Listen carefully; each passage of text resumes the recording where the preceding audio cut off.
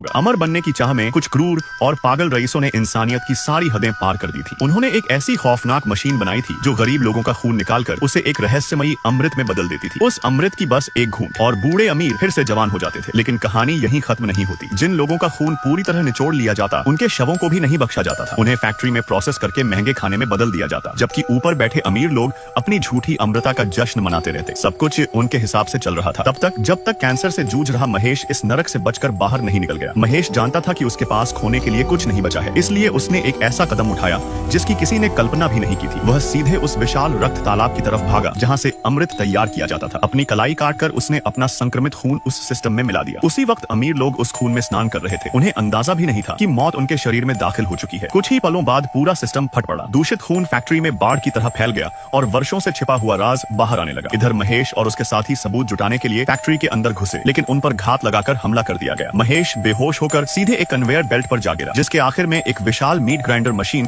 उसका इंतजार कर रही थी। ऐसा लग रहा था कि उसका अंत तय है, लेकिन आखिरी सेकंड में उसके साथी पहुंच गए। उन्होंने फैक्ट्री मैनेजर को काबू कर लिया और उसी मशीन की तरफ धकेल दिया जिस पर उसे सबसे ज्यादा घमंड था। जैसे जैसे कन्वेयर बेल्ट आगे बढ़ी, उसे पहली बार एहसास हुआ कि डर वास्तव में क्या होता है। आखिरकार महेश और उसके साथी खून से सने सबूत लेकर वहां से निकलने में कामयाब हो गए। सच सामने आते ही पूरा समाज हिल गया। जो लोग खुद को अमर समझते थे, वे कानून के सामने घुटनों पर आ गए, क्योंकि जब किसी की दौलत बेगुनाहों के दर्द और खून पर खड़ी होती है तो उसका पतन सिर्फ वक्त की बात होता है।